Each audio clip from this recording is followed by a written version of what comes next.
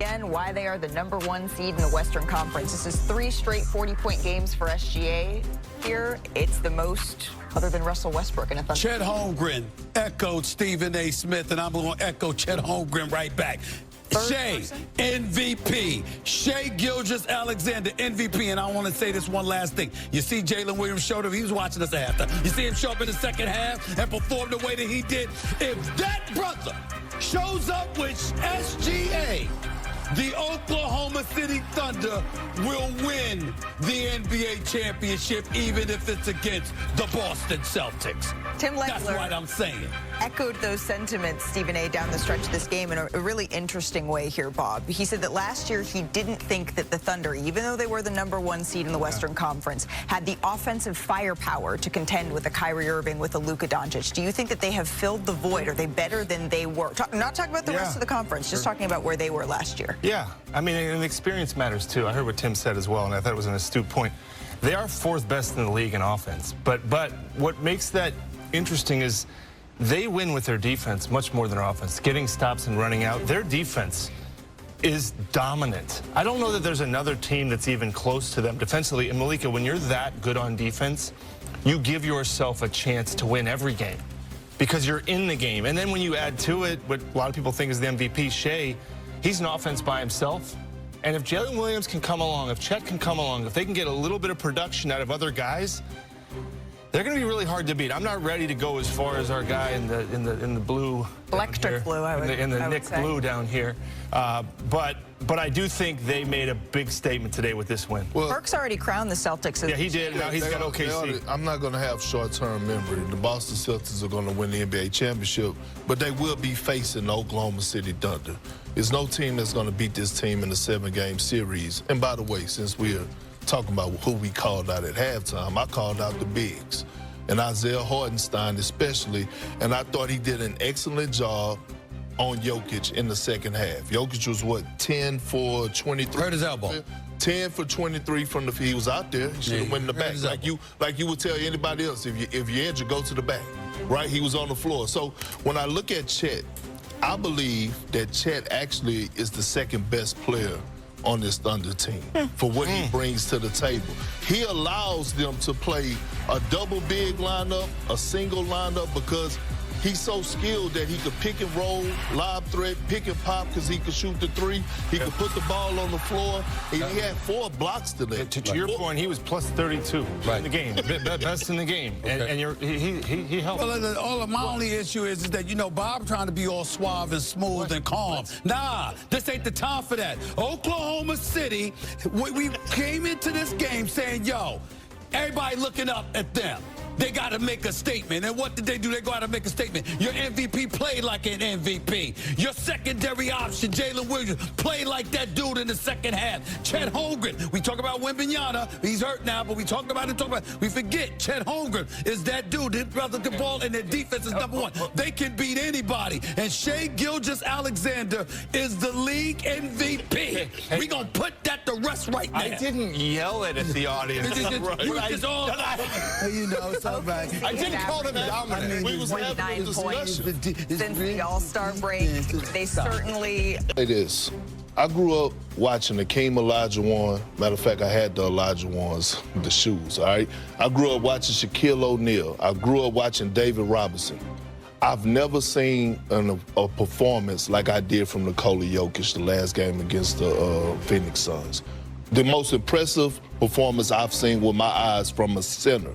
And I was looking, every rebound mattered in the final, in the 4th quarter and overtime. Every point mattered. Every assist mattered. And I'm looking at the 22 assists, and I'm like, damn.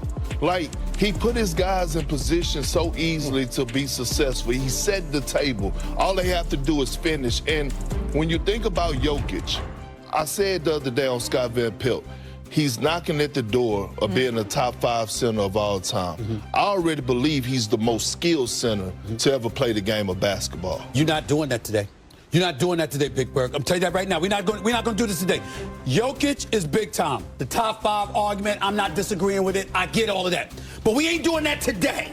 We ain't gonna start this narrative where all of a sudden Shai Gilgeous-Alexander gets compromised for league MVP again, like he did last year. Since February 1st, America, look at me, America. Don't wait, look at Perk, look at me. Since February 1st, the Oklahoma City Thunder are an NBA best 15-2. Okay, I'm looking at Shai Gilgeous-Alexander right now. Leads the NBA with 32.8 points per game, okay? In the calendar year, 50-point games, 4 of them since 2025 hit. Since 2020, 50. Oh, by the way, averaging 34 on 51% shooting, 43% from three-point range. We ain't gonna do this. Oklahoma City is the #1 seed. Everybody looking up, way up. You got to climb a ladder. We're not doing this to SGA this year. SGA is going to be the league MVP if he keeps this up. I don't care what Jokic does. Really clear. 31 points, 21 rebounds, 22 assists. We still have a couple weeks left in the regular season. There is nothing that can happen. No shade on Shai Gilgeous-Alexander that can change your vote that you said 2 months ago. Oh, my Lord. Did I stutter?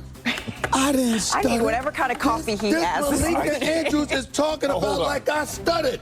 Let me ask you a question, Steve. Are you seeing what Shai is doing? I am. Let me ask you a question. Well, one, the odds shouldn't cut in half on one game. Sorry. Let's acknowledge that is insane. That's ridiculous. Thank you for saying that. Let me say one thing, Stephen.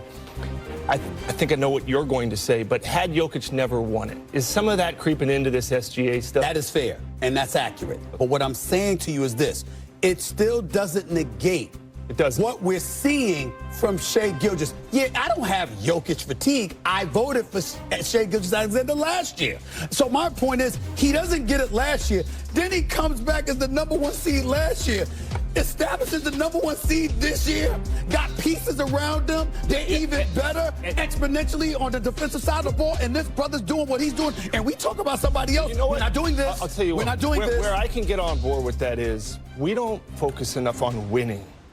We don't talk enough about winning. We are now. We are now. So if this is close, yes, give it to the guy whose team has been dominant. Not only that, I'll tell you one thing we don't talk enough about, defense. And Shai Gilgeous is one of the best at his position. So if you want to look at a tie and it's close, his record and his kind of two-way ability. Hold on. Everybody keep a cool booty. All I was doing was giving Jokic his flowers for last game. I didn't say that he was my MVP, the front runner. SGA is that. And by the way, I've been on this Oklahoma City train for the last 2.5 months.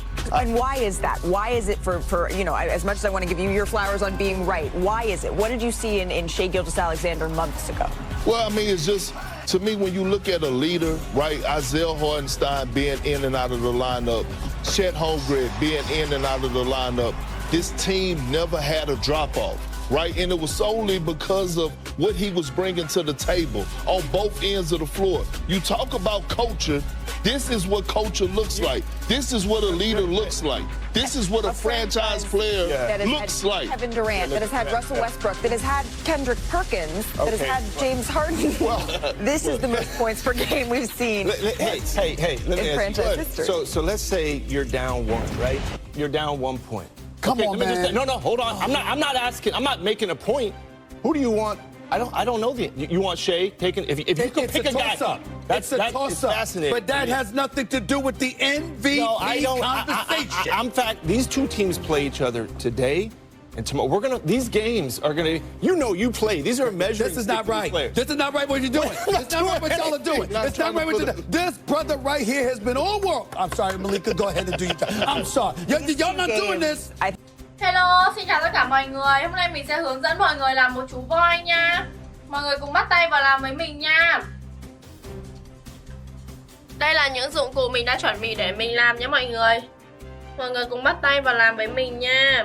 Đầu tiên là mình đã chuẩn bị một chiếc kéo và 2 cây bút màu đỏ và màu đen và một cây bút xóa và một tờ giấy A4 màu tím nha mọi người. Mọi người có thể